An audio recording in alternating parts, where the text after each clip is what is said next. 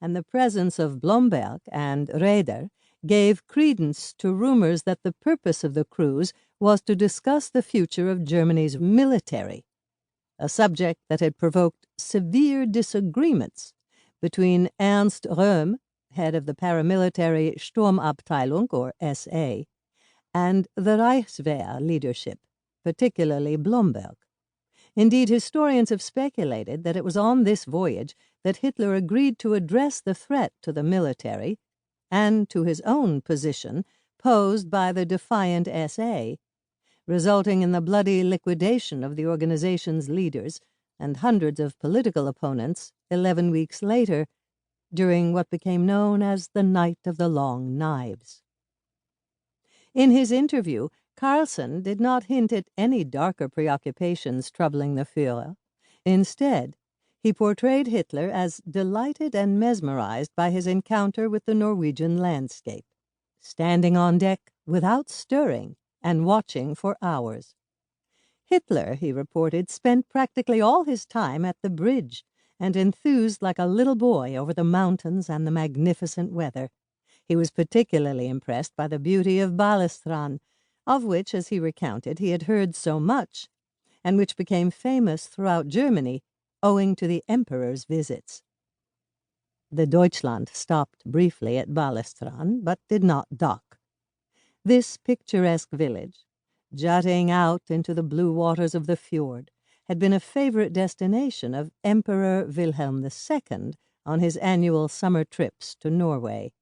Here, while on vacation in July 1914, he helped steer Europe into war. Compelled to return to Berlin by a nervous German government, he never saw his beloved Norway again. Bergens Tidende, Bergen Times, which broke the story of Hitler's visit, connected the Kaiser's final voyage north with the Chancellor's inaugural foray abroad, alluding to a history coming full circle. Across from Balestrand, the Deutschland passed the colossal statue of legendary Viking hero Fridtjof, which Emperor Wilhelm II erected above Vangsnes in the summer of 1913 as a gift to the Norwegian people. The cruiser then sailed to the hamlet of Gudvangen at the end of the Narrow Fjord. Hitler did not make it quite as far as Stahlheim, another regular destination of the Kaiser, who stayed at its Grand Hotel many times. Finally, the Deutschland proceeded down the adjoining Aurlandsfjord, with its snow-covered peaks and waterfalls, before exiting the Sognefjord and sailing southward. The next day, Friday, April 13th, with a different Norwegian pilot on board, the Deutschland continued its voyage, entering the Hardangerfjord. The ship traveled its entire length to reach Odda, another of the Kaiser's favorite places, and on the way back paused at the village of Ulvik. As they had the previous day, the Deutschland's passengers remained on board at all times.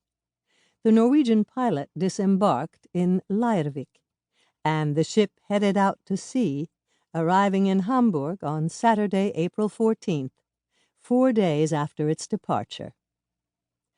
Bergens Tidende reported that the Führer and his entourage were highly impressed by the western Norwegian fjord's mighty nature, and the Reich Chancellor appeared to want to repeat the visit at an opportune time.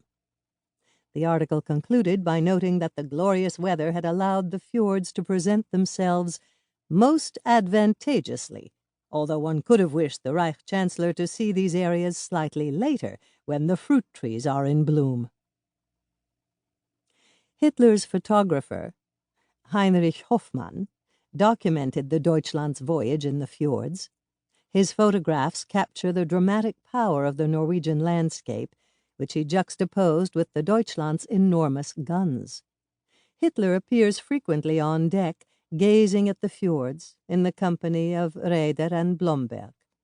The sailors energetically swab the deck and perform gymnastics in the spring weather. Everyone seems to be having a wonderful time. German battleships continued to sail into Norwegian waters that spring and summer.